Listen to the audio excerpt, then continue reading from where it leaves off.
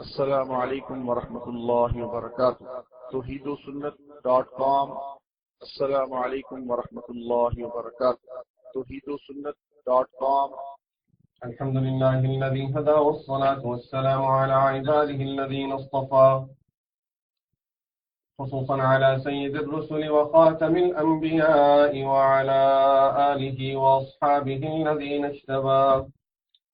أما بعد فأعوذ بالله من الشيطان الرجيم. بسم الله الرحمن الرحيم.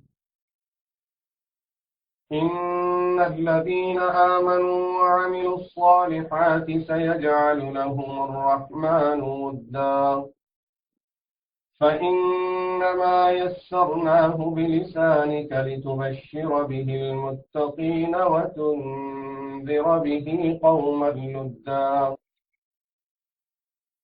وكم أهلكنا قبلهم من قرن هل تحس منهم من أحد أو تسمع لهم ركزا. صدق الله العظيم. In the previous session we were talking about Imam Ahmed ibn Hanbal rahimahullah. Imam Ahmed bin Hanbal rahimahullah is known to be one of the four Imams, and therefore he's mostly known as the Imam of Fiqh. But when you study the life of Imam Ahmed bin Hanbal rahimahullah, you realize that he was not just the Imam of Fiqh. The scholars at his time used to look at the life of Imam Ahmed bin Hanbal rahimahullah, and they were surprised how this person managed to be the Imam of Fiqh, Imam in the Hadith, and Imam in the Ibadah. He was known to be one of the greatest abid at his time, and also he was the Imam in the Islah al-Nafs. People used to come and spend time with Imam Ahmed bin Hanbal rahimahullah to work on their nafs, controlling their nafs, purifying their soul and their hearts. He was doing all of this work at the same time. How did he manage it? No explanation except it was the barakah of time that Allah subhanahu wa ta'ala blessed him and blessed every other scholar of Islam who followed the Sharia of Islam and the Sunnah of Rasulullah sallallahu alayhi wa sallam, and keeps on blessing us, the Ummah, till the Day of Judgment, whoever will follow the steps of these scholars of Islam. It did not end there, it continues. The rahmah of Allah still is wide open as it was at that time, and all the barakat from Allah subhanahu wa ta'ala are still available for the Ummah, if we are willing to accept it. Imam Ahmed bin Hanbal rahimahullah, when he started his classes and he started teaching people, Allah subhanahu wa ta'ala blessed him so much that at the very beginning he had 5,000 people attending his class on daily basis. 5,000 people attending the class of Imam Ahmed bin Hanbal rahimahullah. That was in Baghdad, in Iraq. And this is after he spent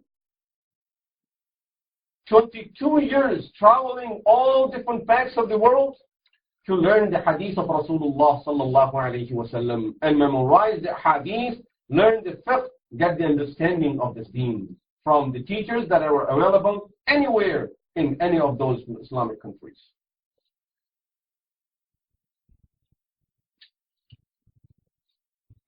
And his determination of learning was such that he did not leave any strength loose over there. He just wanted to make sure he gets the best out of everything. him and Yahya ibn Ma'in, who was a well-known scholar of Islam, and he is well-known muhaddis. Yahya ibn Ma'in. In fact, if a person specializes in hadith and you start looking at the authenticity of hadith, there is no way you can determine the authenticity of a hadith without going back to Yahya ibn Ma'in. There is a whole field, a science called Asma'ul Rijal, knowing about the chain of the narrators. Yahya ibn Ma'in is considered to be the Imam in that field. Inshallah, if we get a chance another time, we'll talk about him. So him and Yahya ibn Ma'in, they went to Makkah Mukarramah with the intention of performing Hajj and meeting the scholars over there, and after Hajj, they would go to Yemen to spend the time with a great Imam and a scholar of Hadith over there, Abdul Razzaq al-San'ani, well-known Muhaddis. And in fact, his book, Musannaf Abdul Razzaq, is a very well-known book of Hadith. Unfortunately, as our knowledge of Deen is getting very limited, we are not even familiar with the names of the books of Hadith. We limited ourselves to very few things from Islam, and we got just satisfied by these few things that, okay, this is enough for me. These many surahs, 2-3 surahs, short surahs of Quran are enough for me to memorize, and these few books of Hadith is enough for me just to know the name of it. And our Islam is really getting very limited day by day. Generation after generation, we are just getting away from it.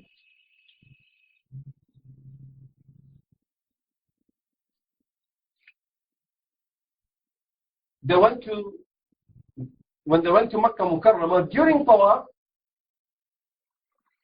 they met Imam Abdul Razzaq al-San'ani rahimahullah. So Yahya ibn Ma'in said to Imam Ahmed, look, the person over there, that is Imam Abdul Razzaq that we are planning to go and learn from him in Yemen. Alhamdulillah, now we can save that journey to Yemen and we can learn from him in Makkah. They both went to meet him. And of course, Imam Abdul Razzaq, he knew the level of these two people. He had heard about them. Still they are in the process of learning, but they are already considered to be scholars by everyone else there. So he had heard about them, and in fact he was looking forward to meet them. So he was very happy to meet both of these great scholars of Islam. So Abdul Razzaq, Yahya ibn Ma'in, got an appointment with Imam Abdul Razzaq to have a gathering with him to learn some hadith from him. Imam Ahmed says to Yahya ibn Ma'in, look, we came from Baghdad with the intention of going to Yemen after Hajj. If we learn the hadith from him in Makkah, of course he's busy in his ibadah, we are busy in our ibadah, and we get very limited time over here. We may not be able to get the full benefit of his knowledge here. Yes, let's get whatever we can here, but I have not cancelled my plan to go to Yemen and spend some years with him to learn all the hadith that he knows. Determination. And determination under what circumstances and situations? His mother is all by herself. She's alone in Baghdad. She became widow at the age of 25. If there is any way that he can get things short for any reason, that would be he can just do it for the sake of his mother, so that he can go back and spend some time with his mother and help his mother. She has to work in people's homes just for her survival. And here, the son's situation, he's an orphan too. The son's situation is such that on his way when he's traveling, he has no ride. Most of his journeys throughout of all of those Islamic countries were walking, not having any ride. And in many of these journeys, he had nothing to eat. So he used to carry people's baggage on his way, find someone who needs some help, carry something, I can carry it for you for this much. And he will get paid a piece of bread or something, he would survive on it for 3-4 days. This is how he was spending his time as a student of hadith. And this is how he learned the hadith. Look at it. effort, the sacrifice our scholars of Islam have spent for the sake of this deen. Today we just said, very comfortable, after reading few lines of some books, and then we want to discuss all the matters of the Sharia. Oh, Imam Ahmed said this. Oh, he may not have got the hadith, or he may have made a mistake here. I have a better understanding.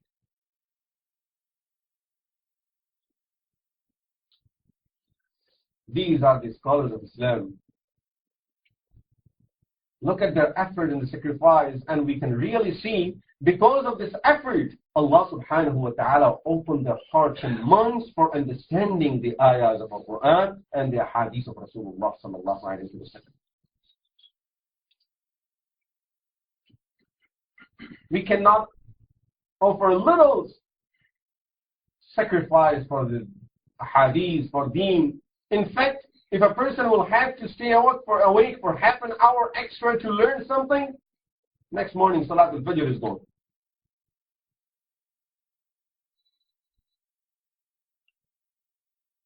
Imam Ahmed bin Hanbal, rahimahullah, as I said, when he came back, he spent 22 years in these journeys searching for hadith. 22 years, left his home when he was 18, came back at the age of 40, got only some months to spend with his mother before she passed away. Now he devoted his life for teaching the hadith of Rasulullah sallallahu alayhi wa sallam and the masail of deen, the understanding of deen. 5,000 people are in the class. Out of these 5,000, Imam Yahya ibn Ma'in reads, he says only 500 are writing the hadith and learning the masail and the rules of driving the masail from Quran and hadith. Rest of them are sitting just to benefit from the company of Imam Ahmed bin Hanbal rahimahullah. They are learning the adab. They are learning the taqwa. They are learning how to live the life of taqwa by spending their time around Imam Ahmed bin Hanbal. 10% of those people are really students of fiqh and hadith and tafsir. 90% of those people, they are not planning to become scholars and muhaddiseen and fuqaha. They just want to be true Muslims. So therefore they come and spend their time around Imam Ahmed bin Hanbal rahimahullah, so that they can learn the adab, the taqwa, and they can purify their hearts and their souls by being in the company of Imam Ahmed bin Hanbal rahimahullah. And really, this is what the company of the Salihin would do for us. اتقوا الله وكونوا مع الصادقين. Have the taqwa of Allah. How? وكونوا مع الصادقين. Be with the Sadiqeen. The greatest title of Sahaba Ridwanullahi alayhim ajma'in, we don't call them Shaykh Abu Bakr, Qari Usman, Hafiz Ali. No, we don't call them with any of these titles. Their greatest title was the Sahabi of Rasulullah sallallahu alayhi wa sallam, spending those few moments in the company of Rasulullah sallallahu alayhi wa sallam got them better than anything else that we can get by learning anything that that is available to us. Those moments of the company of Rasulullah sallallahu alayhi wa sallam. Imam Ahmed bin Hanbal rahimahullah, as he is teaching his classes, he's teaching the fiqh, he's teaching the hadith, he's teaching the tafsir, and then he has all of his students, 5,000 students that he's responsible of, and they are learning all these different things from him, and he's giving time to them so that he's dealing with their personal problems. Each of them has his own things where he comes and says, I have a habit of not doing Salat al-Tahajjud, and he's teaching him how to do Salat al-Tahajjud, how to wake up for it. I have some personal problems at home. I have this problem. And he's dealing with all of this, but not forgetting his responsibility towards the ibadah of Allah subhanahu wa ta'ala. And then his taqwa, his wara'. How God-fearing this person was. It's amazing really when you look at how much he had with 5,000 students. All of these students are willing to do something for him. He made a rule That was the rule of Imam Ahmed. If you want to be my student, you are not going to give me no gifts. This was the rule of Imam Ahmed bin Hanbal's class. You want to attend the class, I will not accept any gift from you. So that his teaching of the deen will be solely for the sake of Allah subhanahu wa ta'ala. He doesn't want to mix it with anything else. Rasulullah sallallahu alayhi wa sallam says in the hadith, دَعْ مَا يُرِيبُكْ إِلَى مَا لَا يُرِيبُكْ. Leave the doubtful things and always choose the thing where you have no doubt whatsoever. This will keep your deen pure. If you want to say the gist of the life of Imam Ahmed bin Hanbal rahimahullah in 2 words, it will be this hadith of Rasulullah sallallahu alayhi wa sallam, دَعْ مَا يُرِيبُكْ إِلَى مَا لَا يُرِيبُكْ. This was the life of Imam Ahmed bin Hanbal, that whenever he had any doubt about anything, he would not touch it. That's it. And accordingly, of course, he always refrained from accepting the gifts from the rulers of the time. On being on that status, on that level, they wanted to help him. They wanted to give him some gifts. He always refused. In fact, once his son accepted the gift of the ruler, and his uncle accepted it. After that, he would never perform salah behind his uncle or his son. One day, he had nothing to eat at his home for 3 days, and he spent his whole life in this manner. Hardly they will get something to eat, and this is how he's surviving, but not accepting anything from any person. So, 3 days, nothing to eat, he borrowed some wheat from one of the neighbors. The family knew how hungry he was. 3 days, nothing to eat, surviving on water only. So they quickly prepared the bread and sent it to him. Nothing else to eat with it. It's only the piece of bread that they will make out of that wheat. They sent it to him very quickly.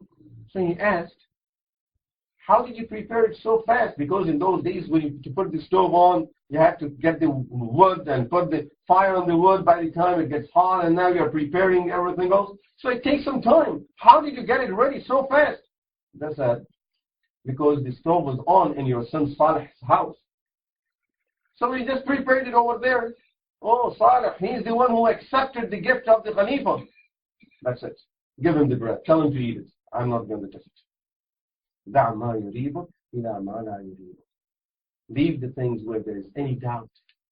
He says, these people, the Khulafa, whatever they are giving from Baytul Mal, is not their own. And there are more deserving people to be given from Baytul Mal than people like my son, than people like my uncle, than like my soul. There are more deserving people out there. This is why I mention this, by the way. Some of the fuqaha of the time, when they were asked that sometime you give money and you give zakah because they collect the zakah. You give the zakah and that person, the king, may end up using it himself. This is how they misuse, sometimes they misuse the money. So they said, because of how much money they have been misused from Baytul Mal, because of the amount of money these people have misused from Baytul Mal, if they misuse your zakah and they use it up for themselves, your zakah is paid. Why? Because that person is really in debt. In debt of all of those people that he have misused the money of. And a person who's in debt, he can accept the zakah. These people really, no one is in more debt than the person who's misusing the money from Baytul Mal. And nowadays, similar situation in charities, sadaqat that we collect is the same type of situation. Any misuse of that, this person is in debt of all of those people. If he won't pay it in this life, he will end up paying it in akhirah.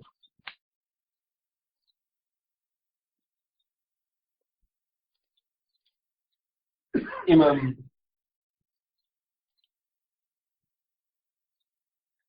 Ibn Asakir rahimahullah have narrated that his son Salih says, during the days of the fitna in the Islamic countries in those days when the fitna of ul-Qur'an started. Inshallah, we'll talk about it in our next sessions. Imam Ahmed bin Hanbal rahimahullah was one of the people who had to stand up against all the khulafa and tell them what you are claiming is totally wrong and against the Quran and against the Sunnah of Rasulullah sallallahu alaihi wasallam. He says during those days a time came on us because we were under watch. No one was allowed to help us. We were going through a very difficult situation at our home. One of his students sent him 4,000 dirham, saying that this is not zakah, this is not sadaqah. I inherited this from my father, so this is pure halal money. I'm sending it to you so that you can use it for yourself and pay whatever debts you have on you and use it for your children. Salih says, I said, at this time my father is going to accept it.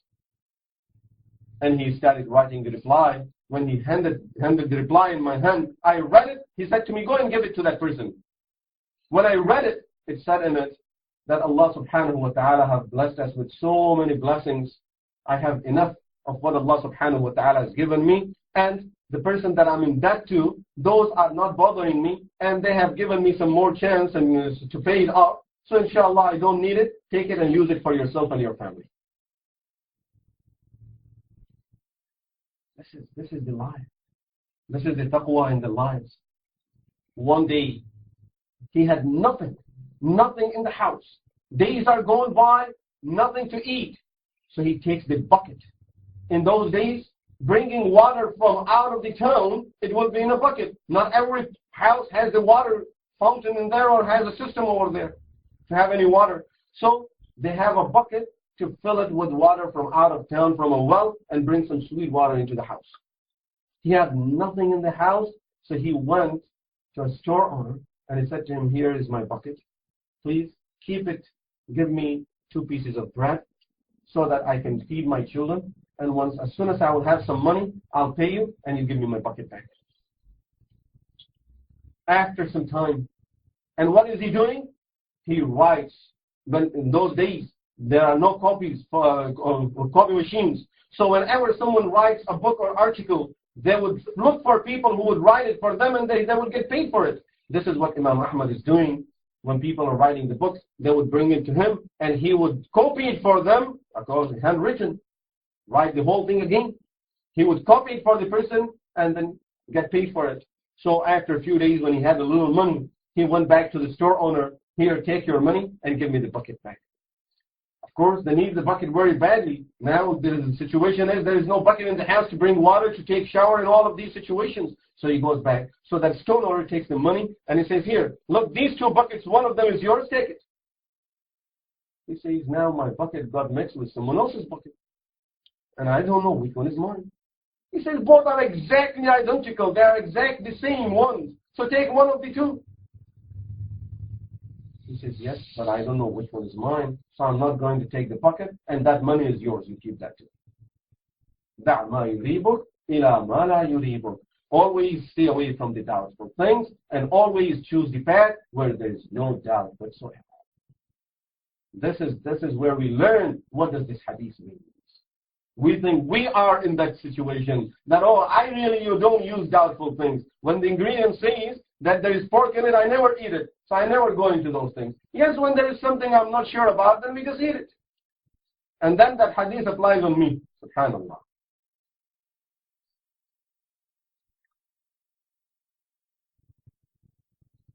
Imam Ahmed bin Hanbal rahimahullah.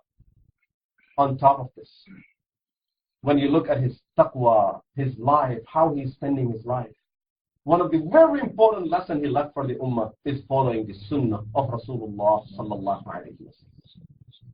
How strictly he used to follow the sunnah.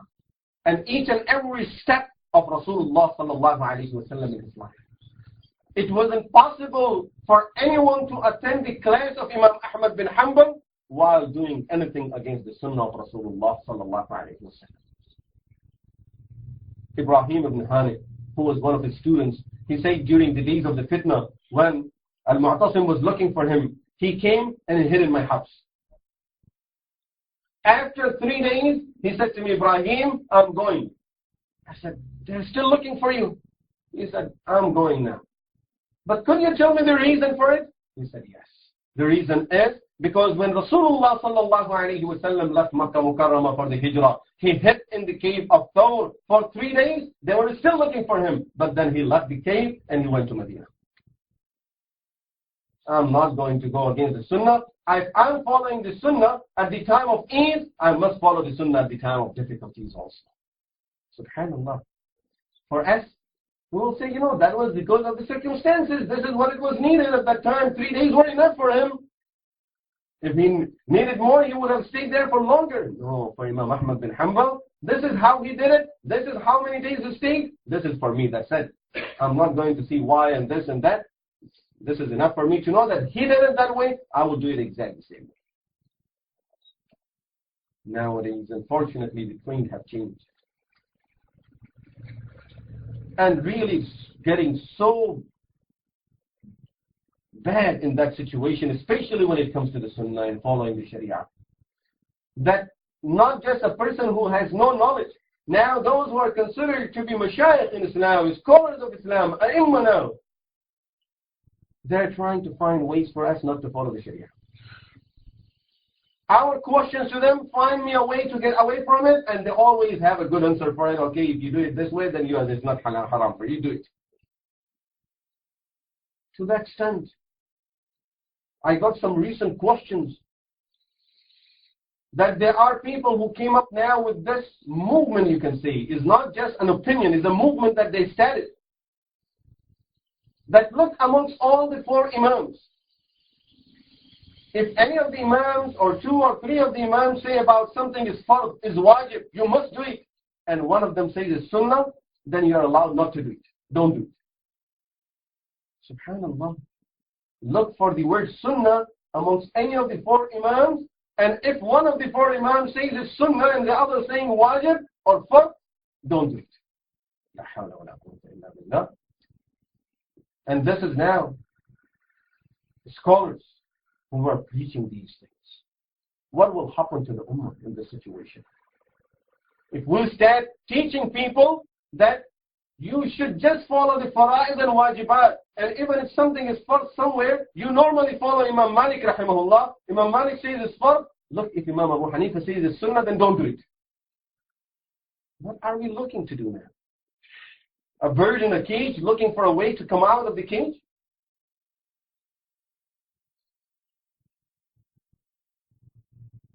Islam have really captured us and put us in that small cage that we are trying to fly here and there and find a little room, a little hole that we can get away from it? And why follow it? Rasulullah sallallahu alayhi wa sallam said it very simply and very straightforward. A person's iman will not be perfect. Will not be able to get the sweetness of iman until he's pleased with Allah to be his Rabb. He's pleased with Islam to be his deen, and he's pleased with Rasulullah sallallahu alaihi wasallam to be his prophet. He's pleased with it, is not he's looking for a way to get away from it. We have to be very careful in this regard. If it says sunnah, then don't do it. Someone says fard, other says wajib, third one says sunnah, simply means you find a way not to do it. Don't do it. SubhanAllah, what is Islam now? If you just take one example, take your salah, and then look at the difference of opinions I am between the Imam of Islam, the 4 Imams, and start looking at anything that one of the Imams says is sunnah, and don't do it, and then look what type of salah you would have. One of the Imams says raising the hand is sunnah. Okay, don't raise. One of the Imams says folding hand is not sunnah. Keep it down. Don't do that. One of the Imams says reciting is sunnah. Don't recite. One of the Imams says you don't have to go all the way in ruku. You just go a little bit and that's your ruku. Just do it this much. Start doing it with your salah. See what happens to the salah. You yourself will not accept that as a salah. So how the rest of the deen is being accepted by us when it's being presented to us in the same exact manner? We are doing this to our deen at this time of the example that I've showed you about salah. Do it with your salah. You will not be satisfied. You see someone doing salah in that manner, you will not accept it. but we are accepting the rest of the deen in the exact same way. Sunnah, don't do it. We have to change our attitude towards the Sunnah. Imam Ahmed bin Hanbal rahimahullah, once a person came to him and gave him a dua. He said, Ahyak Allahu ala al-Islam. May Allah always keep you alive on this deen of Allah, on Islam. He said, the dua is incomplete. The dua should be ala al-Islami wa sunnah. May make a dua for me that may Allah always keep me alive following Islam and following the sunnah perfectly, following each and every sunnah of Rasulullah sallallahu alayhi wa sallam. Without it, Islam is just name a few practices and few actions that have no real ruh in it. May Allah subhanahu wa ta'ala give us the understanding of deen and the true understanding of this deen to be able to follow the Sharia of Islam in its pure and perfect way, the way it was followed by Sahaba ridwanullahi alayhim ajma'in. أقول قولي هذا وأستغفر الله لي ولكم ولسائر المسلمين والمسلمات وآخر دعوانا الحمد لله.